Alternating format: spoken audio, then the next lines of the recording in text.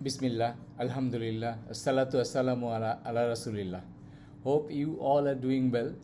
Today I have chosen a subject that is called Way to Significance, especially for the CXO level employees, those who are actually working for 15, 20 years for a position, for any organization, or probably they have served many organizations. What I have observed during my last 20 years plus experience, still people with high quality, people once talented, uh, actually they have jumped into a current that took them in a different way. Now they are so busy, and probably they some of them has got success in their career journey, but they are still lacking significance in their life. And why I have chosen this subject, because these people, many of them are very known to me actually. So what I have decided, so let me share something what I have learned from studying successful people, especially people with a significant career across the globe, by reading their experiences, by talking to them, by knowing them. So what I have learned also from reading many books, what I have learned, yes, it is possible to achieve significance still if we are at our late 40s. It doesn't matter, still we have time to achieve significance if we can take action now. And this is very important, whether we will take action now or not. I have seen professionals having academic degrees, actually they are not happy with their current job, they are not happy with their role probably, and many of them is waiting that someone will come and help them to get out of this rut. And the interesting thing is, no one will come and help them. It is up to us. We need to stand again. We need to stand on the road that we were long before. So that is the perspective what I want to share today. Actually I will take two paths. First I will tell something about mediocrity, because these people are actually accepted mediocrity in their life. So let me first I will describe what is mediocrity, and then I will share some steps to get out of this mediocrity. Probably you have heard me talking about this before, but I will share this knowledge today in a different way. So there are what I have observed. There are three symptoms basically that lead to mediocrity. It's not for those people who are already in the rut, but it is for the people who are going to be in the rut if they don't take care of these three things. Number one, the professionals working in different levels, doesn't matter whether we are accountant, we are supply chain professional, HR professional, or business professional, marketing professional, it doesn't matter at all. Matter is, if we are leading a big team, if we are responsible to lead a function, then we must be aware that if we are not productive enough, then our team will not be productive enough. If we fail to deliver our functional responsibility, then the company as a whole will suffer. So that's why I'm sharing, because I want everyone of the organization be successful. Also I want at the same time the organization become successful, so that they can keep up, they can attract talents, they can be a source of inspiration for many. That's why organization is so valuable, because it is the vehicle. If we don't care about the vehicle, then our journey will stop somewhere. So that's why I'm sharing this. Okay, then what actually brings mediocrity? Number one, people, you look at yourself.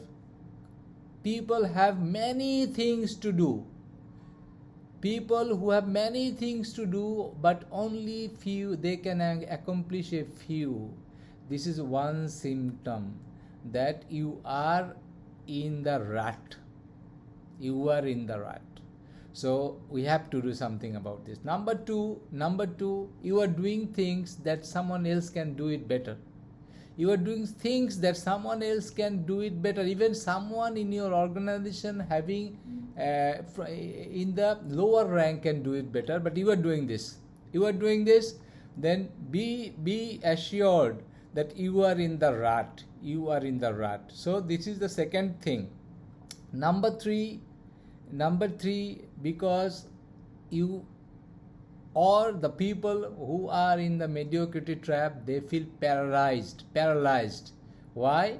Because they think that they don't have adequate skills to cope up with the modern requirements, to cope up their current requirements. They have skill gaps. So let me repeat again, because these three elements is so important. If you are suffering any one of them, you are in the rut. So number one, you have so much to do, but you can accomplish only a few. Number two, when someone else in the organization can do your job better, be it someone else from your peers or be it from the downstream, if someone can do it better, you be assured that you are in the rut. Number three, when you sometimes feel paralyzed. Why? Because you don't have some skills, modern skills. I would say it can be technical skill, it can be soft skill, it can be a professional skill, but you feel paralyzed that you don't have these skills. So if these three is there, then you are living a mediocre profession and you are in the rut. And very soon one thing will happen. 20 years less experienced people will come and join, and the organization will tell you to follow them, to follow them. Basically, they will be your boss one day. Wait for that day. If you don't take action, just wait for that day that 10-15 years junior people will come and will be your boss. If you are ready to accept those days, now you don't have to do anything. Be your own. Whatever you are doing, do it, no problem. But if you don't want to accept it, if you are not ready to accept this reality, then you have to take action. What actions you can take? This is that I will share 5 points. Number one, you are doing so many things. So select a few. Do less, then obsess. Select something you can really do it better. You can do it better than many other else. So what will happen? You will focus on your job, and you will not have so many things to do, and you will deliver more, and you will deliver in a better way, in a healthy way. So number one, do less, then obsess. Number two, perhaps, yes, I am borrowing this sentence from a book called Great at Work. I am borrowing this sentence because from that book, Great at Work. You can check this book, no problem. It's a fantastic book. You can read this book. Number two is be champion with people. Time has come. You have to gain some influence. You have to gain some skill to influence people. So that's why I'm saying be champion with people. So probably you have avoided in your life to handle people, to handle difficult people. No, time has come to be a champion of it. So if you become a champion with people, you will be delivering job in a different way. You will not fear.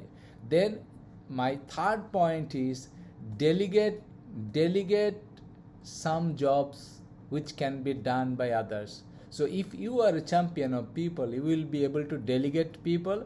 Also, you have to attract you have to attract right talent in the organization. You will understand the value, you will understand the value of talented people. So you will attract people, you will enrich your team, and you will find someone which in your team will do those jobs which you are struggling now. So number 3, delegate and attract right talented skilled people, champion people, and also automate some things which are less value adding. So this is the 3rd step. You are basically decluttering things, your portfolio, you are decluttering, and also you are having a talent, you are borrowing brains. This is important. Number 3.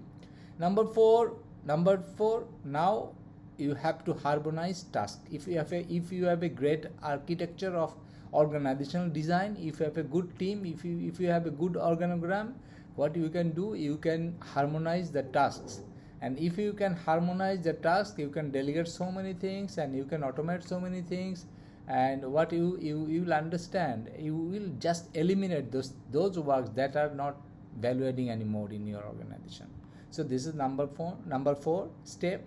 And number 5, the most important one, because there is no exception, that you have to have the right skill to deliver your job, to perform your role, to create or to make a difference in your work profile.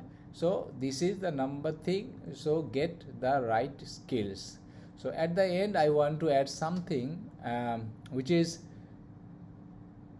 if you don't have the chemistry to get a specific skill, if you really don't like those, but you understand the things, you borrow the brains and team up. It's very important whether the brain willingly will work with you or not. So at the end, number 5 step, I said get the right skill. One of the skill is leadership skill, soft skill, leadership skill. So you have to have the leadership ability to why you have to have the leadership abilities, because this leadership skill will bridge many gaps in other areas. So that is so important. You must have leadership skill. So this is what I wanted to say today. This will help you to achieve significance in your profession. This will help you, inshallah, to achieve significance in your career, what you are doing, and also to get an understanding what are those things that is standing in our ways on the way to significance. So that's for today. I hope this will help. I will not summarize again for today, because what you need to do, please listen it again, and if you need any clarification, anything, you just put comments, so that if I think that comments, to answer that question, I need to do another session, I will do that, inshallah. So for today, I hope you are enjoying the learning, and you are applying this learning in your day-to-day job, in your career, in your profession. Never forget one thing: don't only learn, loop. Don't only learn, loop. What do I mean by loop? I mean apply, relearn, modify, and again apply. So this is the loop. So that's all for today. Salatu wassalamu ala rasulillah, subhanallah wa bihamdihi, subhanaka allahumma wa bihamdika, ashhadu an la ilaha illa anta, astaghfiruka wa atubu ilaik. Assalamu alaikum wa rahmatullahi wa barakatuh.